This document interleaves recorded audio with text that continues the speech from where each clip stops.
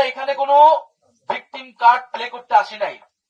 আমরা স্পষ্টভাবে বলতে আসছি, হুঁশিয়ারি দিতে আসছি, যদি আঘাত আসে তাহলে পাল্টা আঘাত আসবে।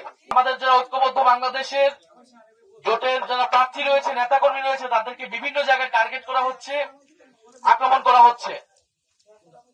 এটা স্পষ্টই লেভেল প্লেইং ফিল্ড যে নাই মাঠে, এটা গত কয়েকদিনে বাংলাদেশের মানুষের কাছে স্পষ্ট হয়ে গিয়েছে। তবে দুঃখের বিষয়, এই ঢাকা ৮ আসন একটি বিশেষ আসন।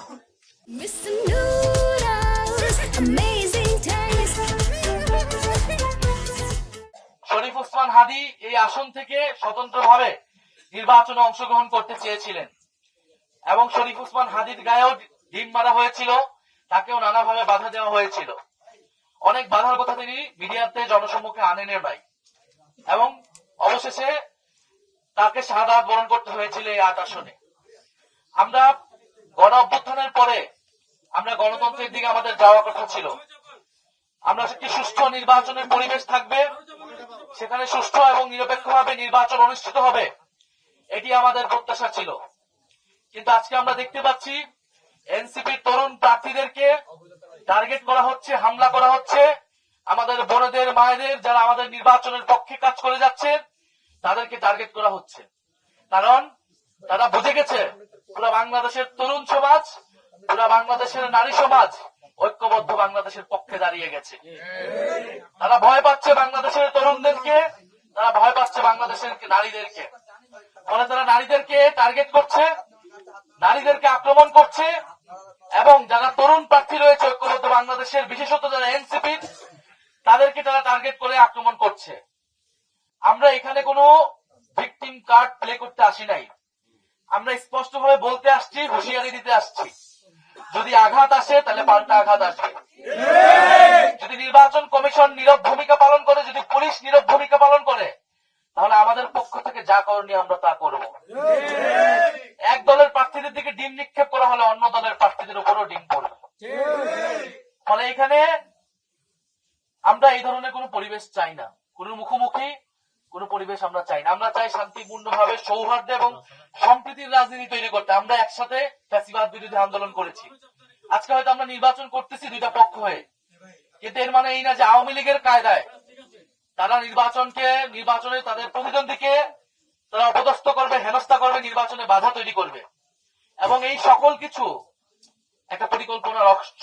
যেই পরিকল্পনা, যেই প্ল্যানের কথা আমরা শুনে আসছি তারেক রহমান দেশে আসার পর থেকে, সেই প্ল্যান হলো যে ঐক্যবদ্ধ বাংলাদেশ যেহেতু জনপ্রিয়তার শীর্ষে আছে, তাদের প্রার্থীরা জনপ্রিয়তার শীর্ষে আছে, ফলে তাদের প্রার্থীকে আক্রমণ করা, হেনস্থা করা, গণসংযোগে বাধা তৈরি করা, নির্বাচন কমিশন এবং মিডিয়ার উপর চাপ তৈরি করা এবং নির্বাচনকে একপাক্ষিক করা, নির্বাচন ভোট কেন্দ্র দখল করা এবং নির্বাচন ফলাফল নিজেদের দিকে নিয়ে যাওয়ার চেষ্টা করা।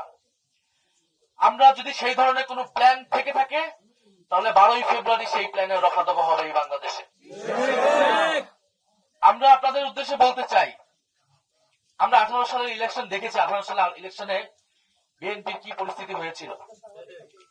আপনারা মাঠে নামতে পারেন নাই, আপনারা খালেদা জিয়ার বাড়ির সামনে থেকে ভালো ট্রাক সরাইতে পারেন নাই। আমরা 24-এ দেখছি, আপনারা এর আগে 28 অক্টোবর 3টা ককটেলের পরে আপনারা 3 মিনিটও মাঠে দাঁড়াইতে পারেন নাই। সরকার এবং সরকার দলীয় বাহিনীদের এই আক্রমণ আপনাদের উপর ছিল।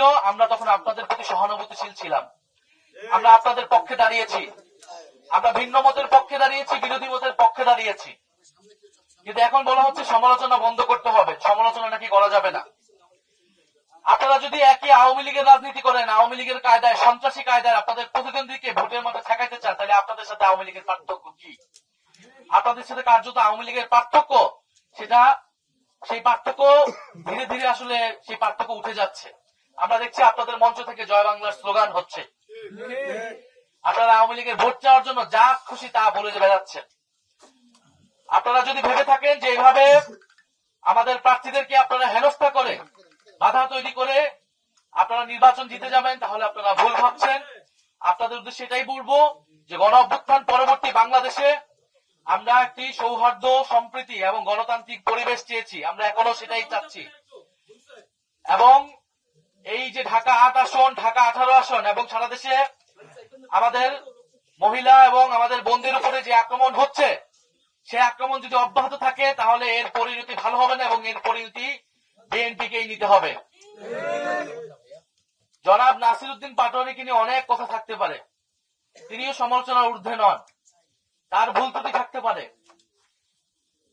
আপনারা তাকে বেয়াদব বলতেছেন, আপনারা তাকে আরো 10টা কথা বলেন। রাজনীতি মানে, নির্বাচন মানে কথার লড়াই। আপনি একটা কথা বলবেন, আমি একটা কথা বলবো, জনগণ ডিসাইড করবেন জনগণ কাকে ভোট দিবেন। তাহলে আপনারা জনগণকে কেন ডিসাইড করতে দিচ্ছেন না? আপনারা নিজেরাই ডিসাইড করে নিচ্ছেন কেন? আপনারা নিজেরাই কেন আক্রমণ করছেন?